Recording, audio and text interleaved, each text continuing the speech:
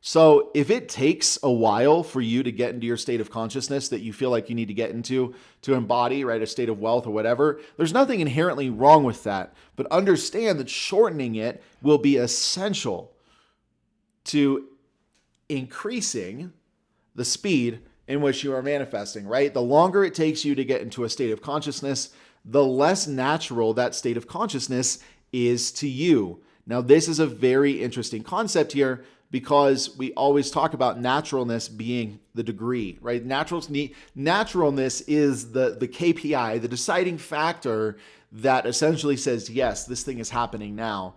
And instead of seeking naturalness, because I made, the decision to do that quite a few times over the last 7 years, and it's a very intangible concept until a belief feels natural to you, right? So that's the thing. Getting that naturalness cemented in must be done with this least action principle, right? So I've got to be able to spend a minimum amount of energy and a minimum amount of time to get myself here.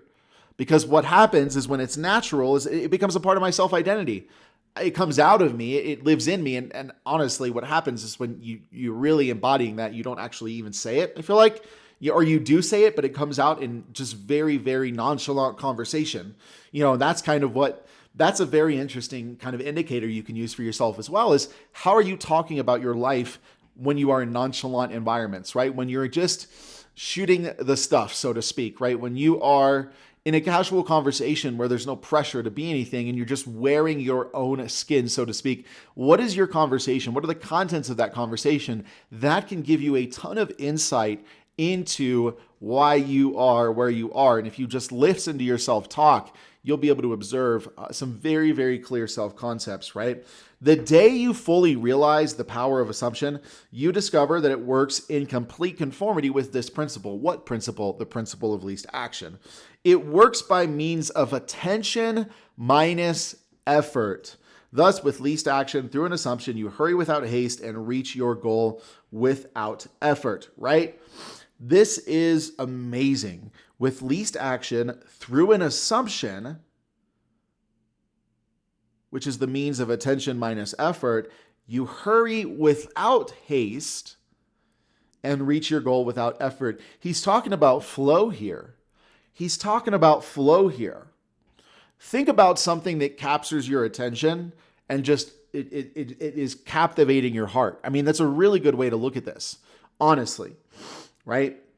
I think that what happens here when we look at our own sense of ability to be captivated by something, we recognize how deeply states of consciousness actually really go, right? Because when we're captivated by something, we're not necessarily captivated by it. We're captivated by something in ourselves that is being reflected in whatever thing that we are seeing here. And so this whole least action principle works by means of attention minus effort. So I'm talking about shifting my attention without a ton of work being done, right? The simplest movement methodology to shift my attention without a lot of the effort, right? Really, really, really important here, because if there's a lot more effort to shift my attention, right? The way I liken that is to a big boulder, right? If it takes a lot of time and energy to shift my attention, it means that whatever state I'm in is like a freaking boulder aligned with my consciousness. And I know that sounds wild here, but let's keep going on this, right? When it's hard for me to access a new state, it means that I'm wearing that current state like a very, very, very heavy boulder, and moving into that state is hard, and staying in that state is hard because that heavy boulder is such a deep part of my identity. And until that heavy boulder is no longer a part of my identity, I'm not going to have that keen ability with minimal effort to move into that new state of consciousness and actually stay there, right? Because it's not about accessing a state once.